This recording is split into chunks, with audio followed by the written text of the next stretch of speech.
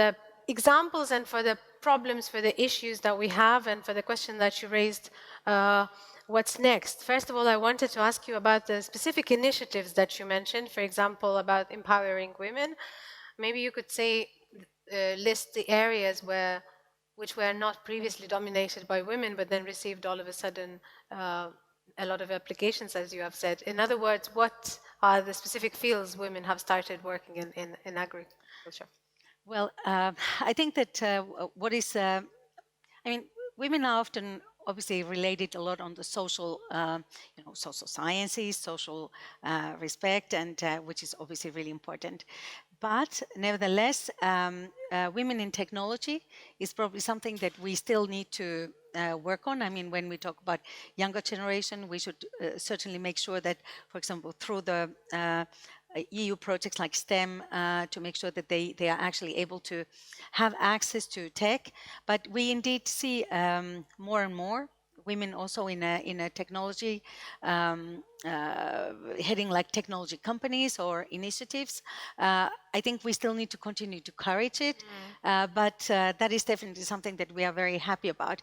Then when it comes to like food tech per se, in terms of a laboratory analysis, of course these are very traditionally also been led by women, and in generally food area is actually food sector is very much female also related. We have a lot of women there, but indeed the tech part is still something that we need to, it's more about like daring the tech. It's not about only skills, it's about daring the tech and going with that one. That is important. And on Test Farm program, you said that entrepreneurs are brought together with farmers and explained how it all works, but then you sort of reached out to regions and said, do join forces. Is that something where somewhere where initiatives like Startup Village could come in, or what sort of cooperation is still needed? Because as you say, we have been talking for decades about the need for cooperation, and it feels like it's not a new topic, and maybe we should just continue whatever we have started. Well, I think, I always say that communication and collaboration are sometimes the most difficult things to do, because it does mean that, you need to involve, and you need to also hear what the other party has to say. And so therefore, whether it is on our programs, what we have tried to do from the beginning is to understand really what are the needs. And therefore, I think it was also a commissioner who pointed out that, this is like more of a bottom-up approach. And in this Startup Village as well, let's not just go and try to think about that I know best, without really understanding what is it that we can do together. It's not only my project, it is about our project. And these kind of different fields, it probably takes a little while to really understand, but I think this is absolutely key, so that, we will be able to. Then when it's about collaboration, models, I mean, there's plenty of those. And obviously COVID kind of liberated us a little bit of the fact that, we can do a lot of business through video conferencing. And I think this might be also good news for rural areas, because it means that we are liberated, partially at least, from the physical presence. But then the physical presence is equally important in order to build the trust, build the networks, build the understanding. But I think that, we can certainly accelerate much more if we also think about that. Well, somebody said that in Lithuania there's a broadband that is actually fastest in probably whole Europe. And if it actually covers your whole country, bravo, because this is certainly not the case in all the other countries. So there's really many ways, and it is maybe just a matter of taking them forward and going and initiating, setting up the scene, so to speak. I want to reiterate the two main challenges that you mentioned: weakened food supply, the pandemic, and Russia's war in Ukraine. Food systems cause strong environmental pressures, and at the same time have been strongly impacted by climate change. These are the two challenges, and I want to ask everyone in the panel, you have specifically mentioned the EIT response. What are your responses to these challenges? What kind of examples could you name, and maybe where initiatives like a Startup Village could come in to strengthen them? Mr. Vilis, I think you're nodding your head. I can kick off this. In one of the hats that I have, being the Enterprise Europe Network member, precisely the fact that happened, with the war in Ukraine, we instantly felt that, our companies, our clients, our ecosystem instantly felt the tremendous effect of the collapse of the value chains and supply chains, partners. Some of them became, under the sanctions. Some of others disappeared. Some other routes were collapsing, and so on. And we said, how we can support and how we can tackle this.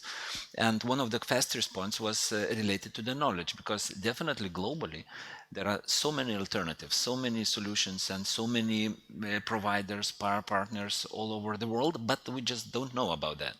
And what we did, we built the supply chain resilience platform together with all the European partners, where all the EU SMEs can put something that they are struggling with now, and they can also find the partners that that are able to offer this missing puzzle in their value Has it been chain. successful? Yeah, it is daily. 1,000 SMEs is using the service, and and it kind of answers the question what is needed. Talking about the rural areas, talking about the competences, talking about the knowledge villages, not the physical villages that much, but the knowledge villages that we are kind of not suffering but facing now.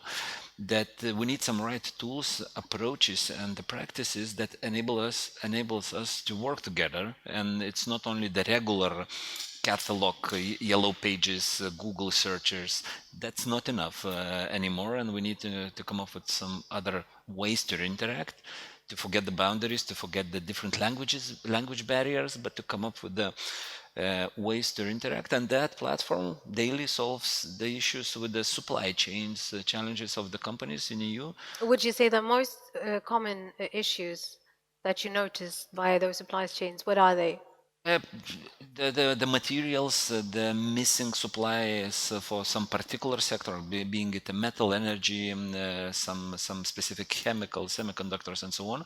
So instantly, what we found that so many companies in Europe were so dependent, they even didn't realize to which extent they are dependent until the supplier did not respond it, and there were like two alternatives, and they said, "Oh my God! Only now we realized to which extent we are dependent." And for that quick response, we need another way. And was not only the database where you find your love on a Tinder, but there is a lot like animated Tinder that we offered, where there are some advisors locally helping. And because the trust building, when you used to work for years and years with your supplier in Germany or in Ukraine, and it disappeared, then you need to go back to the dating experience that you forgot like so long time ago. I'm a bit metaphorical here, but nevertheless, and to establish a new supply connection in Venezuela, being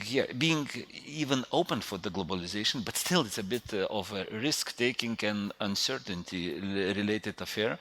And therefore, if you have someone locally that can vouch or do some sort of the slight connection with your alternative partner in Venezuela or in Portugal, that instantly kicks the ball and makes the process rolling. So that's the lesson learned that we found. It's interesting how many references to marriages and dating we have in this conference. Maybe we're just trying to make agri-food, more attractive to wider audiences. We are matchmakers, right? So, what can you say? Matchmakers. But you say there is a platform that is working. It's just some of the elements that are missing to attract even more audience to the platform. Is that what you're saying essentially? What we also found that it cannot be super universal, even if we say that it's like tackling the supply chains challenges. But what we learned that the supply chains, even though they are all global, they're all interconnected, but they're also somehow specific. There are some domains that are built on some specific business models. There are some others which are more open to the collaboration. So I guess there is, as there was a research saying that there is not a perfect tomato ketchup for all societies. So there is a specific tomato ketchups for every user. So what we found in this platform that probably we have to customize the platform a bit to to fit the needs, particular needs of the companies in focus. Mindaugas, has your company applied to the supply chain resilience platform? Have you felt the need? What are your concerns recently related to the weakened food supply chains? We didn't apply there. I believe we are a little bit, in terms of small and medium enterprises, I believe being a big business, we have wider opportunities to assess. But of course, we felt and we saw and we still experience disruption in the supply chain. It of course affects everybody. I mean, in the end of the day, it is affecting small media enterprises much more than big ones. Because on other hand, it does not mean that big guys doesn't have any issues. Of course they have, and I really love to hear that such kind of 1,000 and more applicants. Then it looks that you do a right job. But what about you? What kind of specific issues have you experienced related to supply chain? As example, I mean, geopolitical situation, it's not, new thing. Even before the war, container crisis, Asia and Europe connections. Then from Europe, our company, we deliver goods to across Atlantic to States, and then we work with Asia. And we did have quite much of disturbances there. Or, for example, I mean, if we talk about our specific geographical location and then Ukraine, currently, as we speak, for example, we do still work intensively with the Ukrainian suppliers. We could and we may change them already, but we didn't on purpose, because we are not only supporting Ukraine, we do business with them in order what will be next after the war is ended. And this specific way of doing it also takes time, it takes money, etc. I mean, there is no golden key or secret recipe. Network and hard work, that's it. I mean, and of course you need to have not one or two options, you need to have multiple options on the table. Gonzalo, what about you? Tell us a little bit about the BGI that you represent, and also Lisbon has a unicorn factory. That is something that you work with as well. Tell us about Portugal's initiatives related to startup that have helped you recently solve the current issues. Thank you very much for the invite to be here today. Pleasure. First time in Lithuania, so very happy. Congratulations. So Portugal is a small country, like Lithuania. So we are in the edge of Europe. 10 years ago, nobody would know Portugal for startup and innovation ecosystems. So today we have over half a dozen of unicorns. Unfortunately, those unicorns are not yet in the agri-food space, so we have a lot of work to do. We have to work better. Yes, we are improving. How many unicorns have you got in Portugal? 7 right now. Most of them are in fintech and marketplaces and online digital software and agile software and so on. A lot on, software intense companies. But we are seeing, this year we launched an initiative with, we are hub managers for Portugal, Yati Food, hub managers we have been for a few years involved. We are co-partners, and we launched a report, a scale-up report to understand what was the ecosystem producing in the agri-food space. And we found that it's still very much infant. So what we found 10 years ago in the innovation entrepreneurship ecosystem in Portugal, it's pretty much kind of a parallel with the agri-food. So what we are trying to do, we launched in 2017, we launched an agri-food accelerator in one of the most rural regions in Portugal. There was high unemployment. There was a lot of unused fields, so agricultural fields. And I think this is a very interesting experiment, Augustus, for you, because today we are kind of a victim of our own success. So there's no housing available. And people are not moving there. We launched a not-for-profit organization, Food for Sustainability, focusing specific on net carbon zero food systems. And at the moment, people want to move there, but there's lack of internet connection, there's lack of housing, there's even lack of workers at the moment. So we have kind of a lot of scalability infrastructure to work. But there is something being done about those challenges, right? Construction companies want to build new houses, and internet providers go there and fix everything. Or not. I mean, you're a bit more relaxed in the south. But it's a lot happening. Don't take me wrong. So it's good things happening, but when we think about rural development, we have to think about scalability. And how to scale these experiments, and that is I think is kind of there's a software and an hardware angle to it, and we need to take that into consideration when we talk about these rural ecosystems. Augustus focused also on the housing and all these aspects. I think they are very good illustrations of some of the challenges we need to overcome. But good news is that today there's no land available, so all these agricultural fields have been taken up. We have attracted more than 100 million euros in 5-6 years, which is fantastic. And I think these experiments can be scaled up across Europe. And that's good. That's why you're here, to share the good example. But if you had to describe in one word, what is the key to success of that accelerator, of that particular event, what would that be? One word? Municipality. Okay, 3. Municipality was key. So involving the right stakeholders, when we have trust in each other, and there's a kind of a long-term vision, we can work. I mean, privateers and the impresarios can work in making these ecosystems strong. If there's like no political will, no kind of motivation, then it's really hard work, and you don't see the results coming up. And then, of course, it's this, as you were saying, it's all down to people and hard work. So electing the right mayors is the key. Mindaugas, you wanted to comment? I would like to elaborate a little bit on the topic. You know, as an agri-food representative here, directly from the business, you know, let's take Lithuanian economy. Food sector is very noticeable and important for the country. For example, in Lithuania, it counts around 4% of GDP, and then more than 1,000 companies established around here, more than 40,000 jobs created, etc., etc. And then, if we go to the startups, to the newly established companies, the entry barriers in food are so low. Everybody can start the business tomorrow. I mean, making something with food. In the end of the day, when we start counting success stories, we don't have it. If we, as you said, in Portugal, here in Lithuania, the same, we have technology, tech companies really making success stories globally, but we don't have in food, it's very scattered. But why? Where is it when it breaks?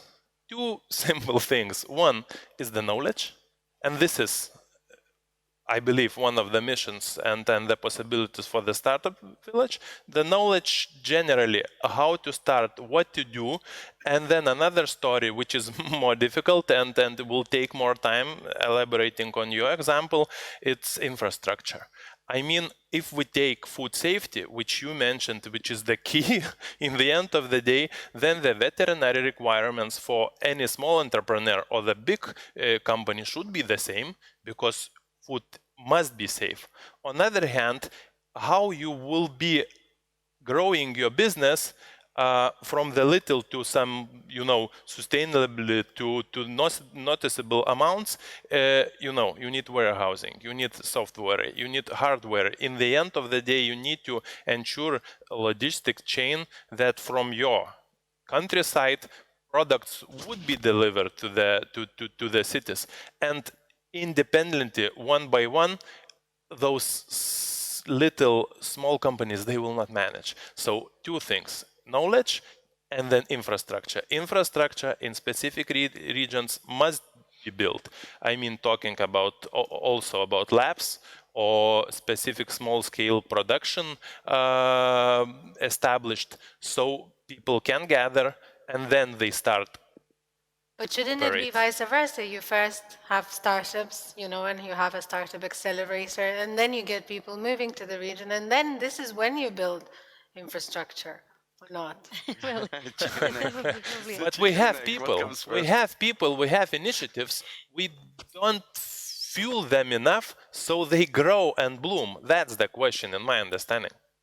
You wanted to make it's just that, as you mentioned, that we want to make them bloom. I think when we look at the whole food value chain as a whole, the thing is that it is very scattered, but it is also scattered from the value perspective, meaning that where is actually the added value, where is it? At the same time, we see food producers like farmers. We see also food producers, that is obviously really equally important. Then there's a distribution, and then there are like consumers. I mean, what I would call for here, and also when it comes to rural areas, is obviously we probably need to create new value chains within the whole supply chain so that it will also reply to this new need. I mean, whether it is bringing value to, let's say, the land of farmers, or for example, producing grains or materials for food production from regenerative agriculture land. So is that agriculture land the same value as any land where we, for example, use a lot of maybe pesticides, we use a lot of chemical fertilizers? So these kind of like questions has to go rather deep, I think, also in analyzing that, okay, where do we want to put the value? And it goes also on this startup village question that, okay, it's not to replicate the same model that we already had, because that probably will not work. But it has to have a different model. And these models has to be tested. Some of them are, but then overall, we are not yet creating or demonstrating the value of throughout the whole value chain. I want to turn to Liena now, who has joined us online, and thank you for that. I hope you have been able to follow the discussion a little. You have a good overview as a European Innovation Council board member. You have a good overview of how the concept of cross-sectoral startup ecosystems is taken up and being implemented in the European Union member states. Would you give us an overview? How are we doing? Thank you so much for having me, and it's good to see familiar faces also on the panel. About the EIC, I would say that this program is still young, so we are just having our own learning points about what's happening in the startups. But what I want to highlight, and we need to understand the startups to really survive, it's about also investments, and it's the really important topic in all science-based startups, especially also in agri-food. And if we look in investments, how it had been since EIC comes in the market, so the investments are something that startups are struggling with. And in long-term investments, we need to understand also that these startups who are starting something, they will not become mature in the first year, maybe not only in second year, and maybe not in fifth year. So this is about how we deal with that. And Europe, in this sense, are with low risk investment. So it's AIC changing the game. We looking at this breakthrough technologies, breakthrough innovations with a high risk, and we comes in and give this security for other investors that this technology are safe, and we see the potential and the long-term potential. And I believe this is something that we need to think about also regarding the startup villages or other initiatives. It's how we can help startups survive, because the percentage of the survivors is extremely low. It's 2, 5, maybe 10% that survive after 3 years of running. And this is where should be involved governmental instruments or Europe instruments, that we put all that together and also educate not only startups how deal with this investment side, but also how investors should deal with the deep tech startups, so that it's and also what was mentioned about the unicorns. And the unicorns in the deep tech, there is not so many of them also in Europe. So I believe this Startup Villages initiative is a learning and knowledge transfer that already was mentioned in panel, and I'm really glad to hear that we're talking about this knowledge sharing, that we think about common goods, common infrastructure, maybe common resources.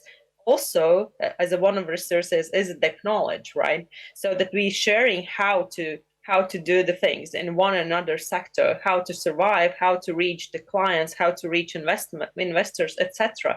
This is something is really important, that we not competing with each other, but we give us strength to each other, and then it gives a common value also for the Europe and all the like a startup ecosystem itself. So this, I believe, would be a very important topic, that this resources that we have them enough to support the startup ecosystem in a long term. Thank you for that contribution. Let's stop here for a little bit, because we did touch upon this question in the previous discussion. Now you say that startups are struggling with funding. In the previous panels, we have learned that sometimes they don't feel the pulse, and they basically want to pay for ideas, or they want money for ideas that will not last. That was said by the Industrialists Association. Should an industry, for example, come with their needs and just present it to the startup, so we don't have that gap? And maybe the reference that you made about competition, maybe that's the issue. Maybe they are afraid of competition, and maybe that's why we have that sort of a mismatch here. Who would want to comment? Mr. Vilis, you're... Yeah, I would take a bit different take on this question, being also the representative of Lithuanian Innovation Center, and hearing all these troubling statements that yes, startup business or entrepreneurial process is not easy. The sector, food sector, is like specific, having many of challenges. So I'm just, raising the question that I raised to any entrepreneur that I discuss the future potential of his business. Why to suffer? Why not to come up with something that has no competition at all? And that's the mindset that I'm stepping into, the innovation or cross-sectoral kind of change that you can think of. I mean, if it's too challenging, if it's like too competitive, of course, if you look into the farming, you are probably not alone farmer in Lithuania or in Europe. If you look into the particular crops or particular type of food, again, the competition is fierce. So, shouldn't we think about, coming up with something different that helps you to escape the competition, maybe to team up with some experts from other sectors. That's what I'm saying, because what if you have come up with something unique and you believe in your idea, but as it has been mentioned in the morning, sometimes you never even went to a village and you don't even know, for example, the real problems of the villagers. And then your idea is being criticized by saying, this is irrelevant to us and we don't need anything like that. Don't waste your brains. But nowadays, the business or the environment is super global and super available globally, I would say. Of course, one thing is to go to your peers, to your neighborhood, and of course, everyone thinks it reminds me the business competition that happened in rural area in Lithuania, and there were like students, school kids attending for the business ideas, and one girl came up. She was the winner of that business competition. She was making, or she was like animating the storytelling over the Zoom or Skype and so on. So she was like having the business idea, and of course, if you look just test around, no one is vouching for this, and it's like, oh, but what is so unique and so on. But then she turned to the Lithuanian community overseas, and for all these people, you know, to educate their kids and to get some real Lithuanian stories to be told over the Skype was super catchy idea. And she was recruiting the grandmas and grandpas all around the village, you know, recruiting and streaming the storytelling, old-fashioned and so on, to the community all over the world. And that was already, you know, at the school age, she was already entrepreneur, not listening for the critique locally, but attending to the needs globally. So sometimes being entrepreneur, you have to cope with the criticism and your stubbornness to over attend all of this. Gonzalo, what would you say about the struggles of startups? I think there's a very important, this is not an easy question, of course. I think it's natural. We investors, we lose 9 of our investments. That's it. If we do very well in 1 or 2, 3, we are at top level. This is as good as we can get. But the point is that the economics of venture capital is hard. So when we invest in 10 startups, you do a lot of money in 1 or 2. You get your money back in 2 or 3, and then you lose most of it. But I think there's a very important distinction we have to do. One is science-based or tech-based startups, and those are the ones that really require a lot of validation and a lot of testing. For instance, EDIH, the European Digital Innovation Hub, have some funding for test before invest, and I think this is a great. We are managing one in Smart Foods and Trade. So we are looking forward to working with European scale-ups or emerging scale-ups that have raised some funds and that want to test in different ecosystems. And agri-food in Europe is not a linear process. There's many different geographies, many different even climates and cultures and what we harvest and so on. So there's many different challenges. It's probably the toughest, let's say, sector. You can define it as one sector because there's a multiplicity of sectors. So that's one important definition. Is this a scalable, science-based or deep tech startup? If yes, then we need to kind of provide the right software, the right business acumen to support it. Then if it's a more kind of hardware, we have, for instance, Danone, for instance, they want to buy from test farms in Portugal, but then they are demanding like sorting of different chickpea size, for instance. A sorter is a €1 million investment, and the farmer says, "Ooh, I want to do that. I have 900 hectares to do it, but then I cannot sort to Danone's requirements." So there's kind of these small pieces in the value chain that are broken. So these more like hardware kind of solutions-driven startups. They need to think about much more about collaboration, cooperative. Can we make investment together? Can we join forces with different farmers and maybe find somebody who can finance this equipment? We can share it, more kind of a Airbnb of agriculture. So we need to think about these fintech solutions so that these kind of more incremental innovations have better ways to get to market. Thank you. Mindaugas, I think you wanted to contribute? Yeah, I wanted to take it a little bit from different point. I mean, it's nice to hear those success stories one by one. On the other hand, what generally, as a society, what we want to achieve? Do we want to get 1 or 2 new unicorns? That's okay. I mean, in my understanding, I will be much more happy if we have 1, 2, 10 villages filled with happy people, young families and the kids, and they are creating value there, and innovation could be, you know, sustainable packaging, etc., natural product free from, and that's something which brings society up. So it's not one rich and others poor. Everybody are happy. That's the question in my understanding, and this is about infrastructure we generally talk about, and the possibilities to create. On the other hand, yes, free money is ended, and that's the story. I mean, and it will be more difficult to get money for a stupid idea which will not work for sure. But technological innovations do not always just solve local problems. For example, I was once moderating a discussion on the European innovators after Russia has waged a terrible war on Ukraine and the grain couldn't move because, you know, the ships couldn't go. They were saying, we have to invent some sort of a pipeline that would help grains to go from Ukraine to where it needs to be exported.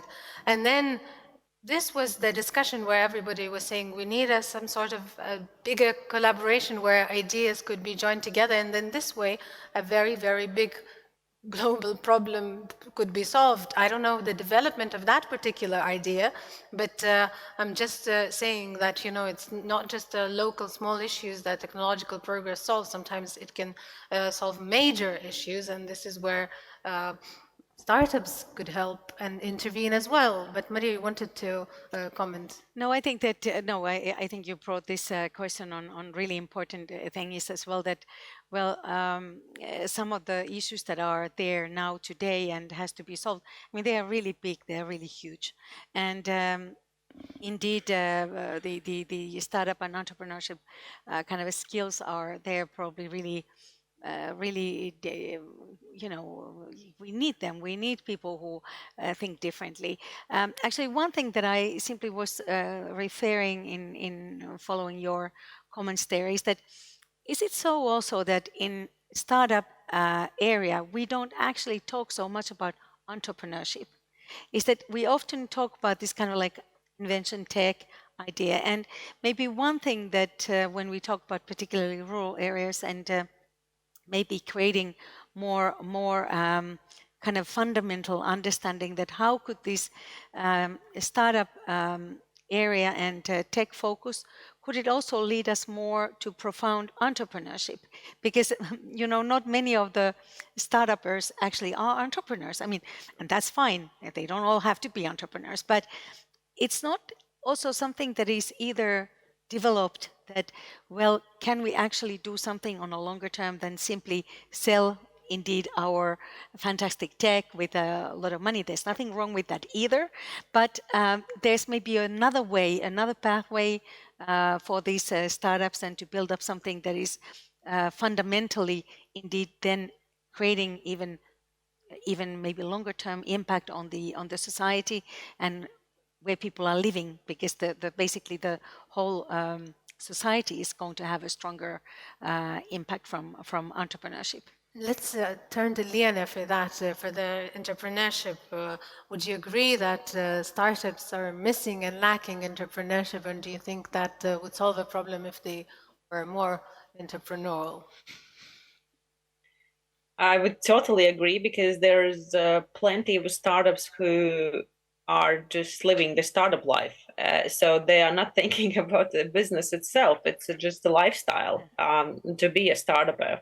But in the same way, the startup, I would say this is a period of entrepreneurship growing chain or something like that. So this is one phase that you are stuck to and when you are growing. And the question is, what is needed to from the startupper become an entrepreneur?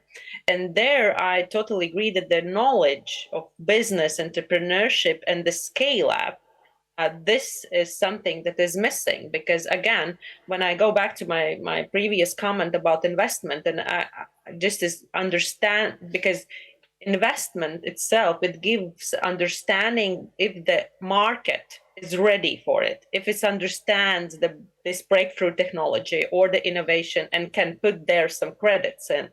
So, and this is the same thing. So then question is, what is needed that they understand how to bring the idea, it could be local, it could be global, but how to scale it. And if that who's holding this idea is somebody maybe with a science background or other very specific background, then it will not succeed, because you need the knowledge or the set of knowledge to become an entrepreneur and become an industry player. And also, based on your comment about if the industry come with the challenges, we have played around it also in Latvia, and we have seen in Europe. And I would say that it doesn't work. Why? Because the big industry players, if you are solving the specific problem for this player, then it's one agreement, one sell, one product. For startup, it doesn't work. It's too narrow to scale up. So that's why I believe then it's not the industry who give it challenges. It may be a region, or I don't know, several countries who comes together. Let's come. Everyone knows the climate change is there, right? It's a big challenge. Question if the startup will solve it alone. No, but but anyway, it gives a very good, I would say, energy and dynamics of the innovation flow for big industry players, sure, because they are too slow and not so flexible as startup is. So I believe this is a big question about this jump from the startup to entrepreneurship or the real business. This is something that we need to solve in Europe level. Thank you so much, and let us give the floor to our audience. There are some questions coming in on Slido. Agri 2023 is the code. You can put in your question, just a reminder.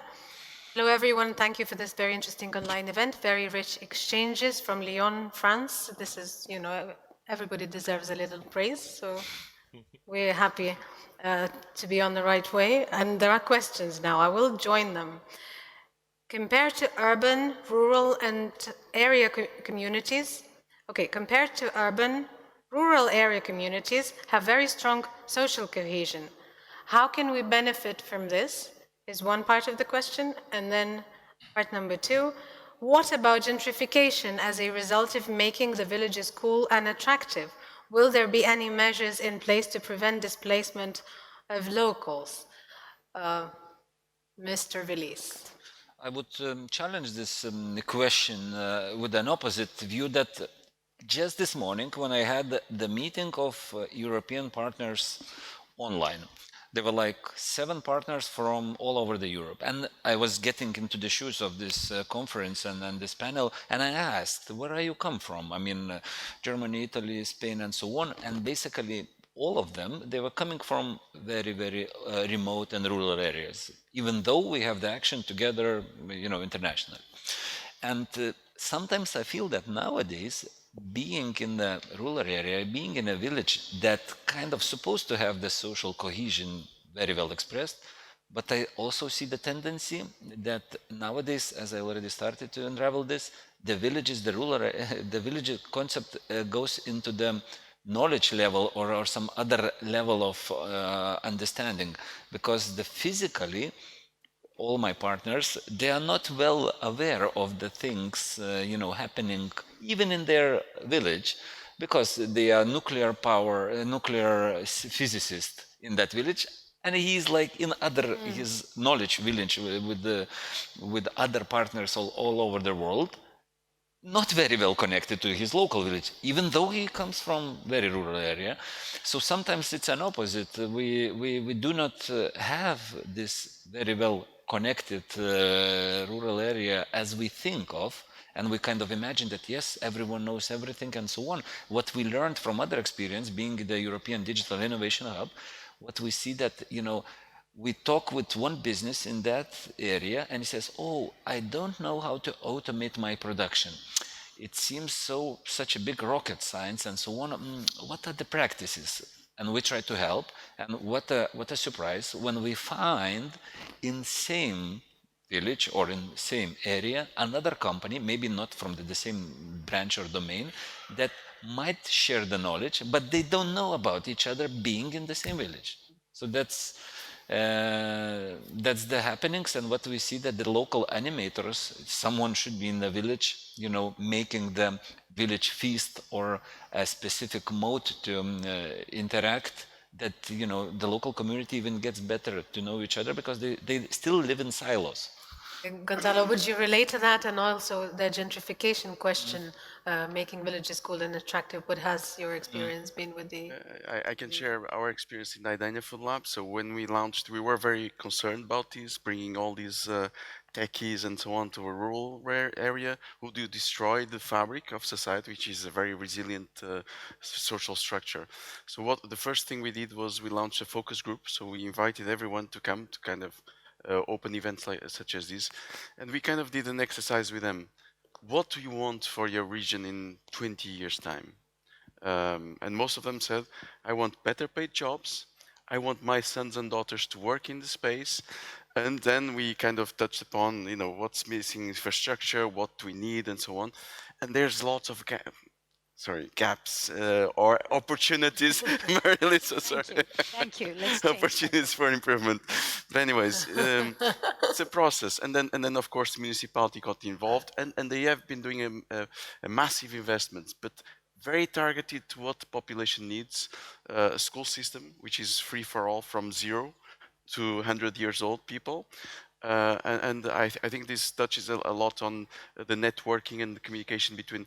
There's a lot of silos in the rural areas, to your point, and we launched also a annual event which we called the annual Idania Food Lab event, where we bring all entrepreneurs from across, you know, tech, science-based, incremental innovators, you know, the bread and butter, as simple as complex. And we try to gather different panels around the table, so anyone that wants to learn what's going on, they have that opportunity. So this is open to everyone.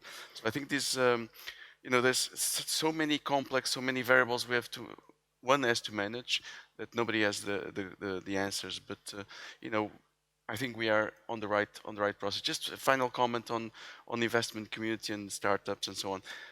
Failure in startups is fine, and I think it's important to learn, of course, but I don't believe we are destroying value. It's kind of a learning process in terms of the entrepreneur that failed, and you know, there's different startup routes for many. For some licensing, some selling their businesses and so on. And I think Europe is kind of learning a lot based on Israel, based on US and other examples. Everything is new. We are in a new world. Anonymous is saying, fully agree with Mendogas. Society needs happy rural families, not just rural families, working on incremental innovations, more than 1 or 2 nationwide unicorns. Here I can only make a comment in defense of Lithuanian unicorns. We have 2. One of them was mentioned, it's Vinted, it helps save the planet. The other one, Nord Security, a sister company of which is Tesonet, which managed to double the amount of money Lithuania donated to Ukraine in an hour, which was 1 million. They doubled it to 2 million very recently in 1 hour. So that's the cool unicorns we've got here. But that's an off topic, but it's important to know for international audiences. Let's see if anyone in the audience would have a question or comment that they would want to ask live before we wrap up. Anything you feel is important to you is welcome. We will get the microphone, should there be any questions or comments. If not, the discussion is turning really interesting angles, but let me go back to something that we started with, and that would sort of be the topic, the main topic of this panel discussion, and I will ask you for a final comment from everybody. Would you say, and that's for Liane as well, who is online, and I hope you can hear me well. How can Startup Village initiative, do you think, how can it help establish cross-sectoral ecosystems? And what are the important preconditions to ensure the success? I know that we have partly answered this question, but let's just put some final emphasis on it. Liane, let's begin with you. Thank you that you allow me to start. But anyway,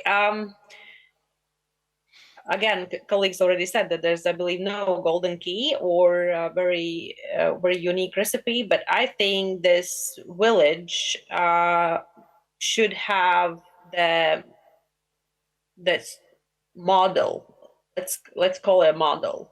So the way how we ensure this collaboration, a little bit initiative of that we are not just, you know, putting some platform or I don't know, village itself or infrastructure, but we have a framework how we initiative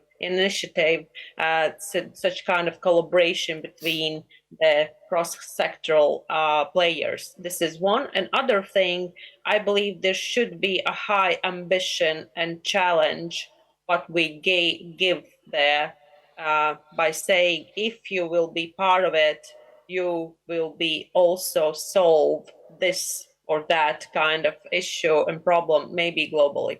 And this is something important because most of the startups in the beginning, they are mission driven players. So they need to understand why I'm doing that, what kind of impact I can bring, why my idea is so cool. So this kind of, let's say, a structure or model or initiative should be in the place that give opportunity to find and collaborate and network with those players who you are not seeing in or touching or whatever in everyday life. Thank you. Mindaugas.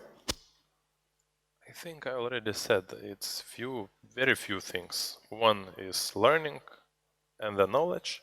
Another, which was mentioned many times already, network, strengthening the networks, and then in the end of the day, still, I mean, again, I'm jumping into my shoes and talking about food and startups in food sector. It's about infrastructure to be created to help them bloom. That's it. Okay, knowledge networks and infrastructure. Anything to add to that, Mantas? Few things to emphasize from my point of view is that we need to understand, and in this initiative definitely the understanding is there, that every area, every ecosystem is somehow unique and probably one solution doesn't fit all. So to embrace the uniqueness and then to invest into this smart matchmaking or some sort of the animation of these relationships to be born, because the power is in a complementary kind of connectivity of these ecosystems. So the power is there. And the last but not least is that we need to somehow to experiment even more. It is happening now, but it's even more. We need to lose the sense of geographical kind of element, but even to lose this and to try other ways of interacting, other ways of working together, finding each other, working together, and generating some results, not only through the geographical element but also beyond. Thank you. Gonzalo? Very quickly. So my thoughts on this, my take is that we have a fantastic opportunity. We know what we need to do now. We have lots of ideas. But I think we have a fantastic opportunity. We have the European Digital Innovation Hub, the European Innovation Corridors, and we should leverage the funding that we are blessed to have the European Commission and the EU looking at these rural ecosystems. And in our case, in agri-food, there's many kind of European Digital Innovation Hubs focused on these challenges. We need to use the European funds in the best way we can to improve Europe and food resiliency and sustainability. So making use of European instruments is what you're saying, essentially. Thanks a lot. Maria Elisa? Well, I just maybe say here, words that come to my mind is like first, that is inclusive. So, everyone be part of the solution, be active. And then obviously this kind of like a matchmaking attitude that, because the knowledge, certain kind of a knowledge is there. So can we transform it into in such a way that is actually going to be beneficial for the whole community there? And I think it can. It is just a matter of we can do. So let's do it. Continue working. Good luck with that. Thank you so much for sharing your ideas. Thank you, Liana, as well. Thank you for joining, and thank you everybody for listening. Let us come back here after 2 p.m. 2:20 is when the lunch finishes, and I expect all of you back here. Thank you so much and enjoy your lunch.